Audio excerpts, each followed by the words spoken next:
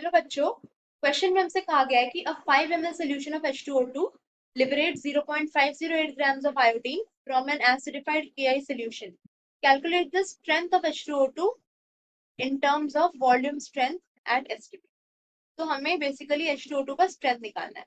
अब इसके लिए हमें पता होना चाहिए कि H2O2 का स्ट्रेंथ की फॉर्मूला क्या होता है। अब की कंसेप्ट क्या है कि H2O2 के लिए और H2O2 वी नो क्या 5.6 into normality is equal to volume strength. तो अगर हमें वॉल्यूम स्ट्रेंथ निकालना है तो ये हो जाएगा हमारा की कंसेप्ट, ये फॉर्मूला में यूज करना है। और एक की कंसेप्ट है, अनदर की concept for this same question is that normality. हमें इसके लिए नॉर्मेलिटी कैलकुलेट करना पड़ेगा। तो हम नॉर्मेलिटी कैसे कैलकुलेट करेंगे? Normality is equals to number of equivalents divided by volume in litres. तो ये दोनों फॉर्मूला यूज करके हम बिल्कुल हमारे क्वेश्चन को सॉल्व करेंगे। तो अब हमें क्वेश्चन में we should know the reaction. तो होता क्या है, H2O2 will react with Ki. H2O2 will react with Ki, as we can easily see. We have over here Ki. Now this will give us iodine plus KOH. तो ये reaction होता है। Now हमें इस रिएक्शन से क्या दिख रहा है? इस रिएक्शन में हमें दिख रहा है कि मिली इक्विवेलेंट्स, अगर हम मिली इक्विवेलेंट्स या सिंपली इक्विवेलेंट्स ही, अगर equivalents of I2 is equal to equivalence of H2O2। क्या हमें दिख रहा है? दोनों के स्टोइचियोमेट्रिक कोएफिशिएंट बिल्कुल सेम है, तो इन दोनों के इक्विवेलेंट्स भी इक्वल होंगे। अब क्वेश्चन में हमें आयोडीन का दिया हुआ है। नाउ अकॉर्डिंग टू क्वेश्चन भी अगर हम जाएं तो क्वेश्चन के हिसाब से milli equivalent, sorry not milli, we will calculate directly the equivalents.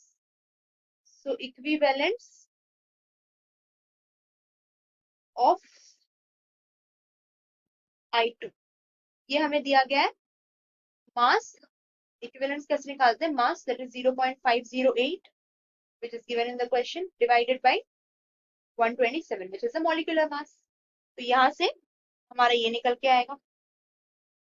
Now H2O2 के भी इक्विवेलेंट्स यही होंगे। सो इक्विवेलेंट्स ऑफ H2O2 ये कितना हो जाएगा?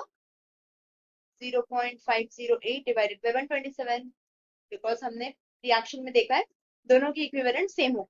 अब हमें कैलकुलेट करना है normality.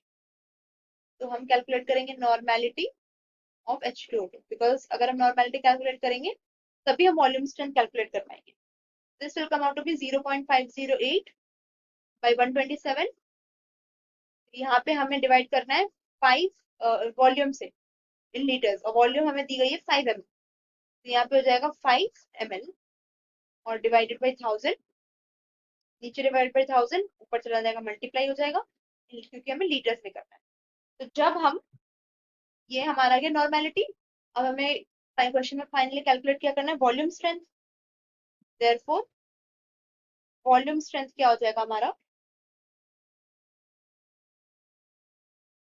This will be equal to 5.6 into normality. And what is normality? 0.508 by 127 into 1000 by 5।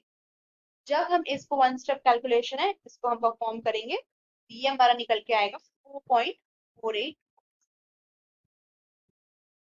sorry not volts, volume। This is volume strength।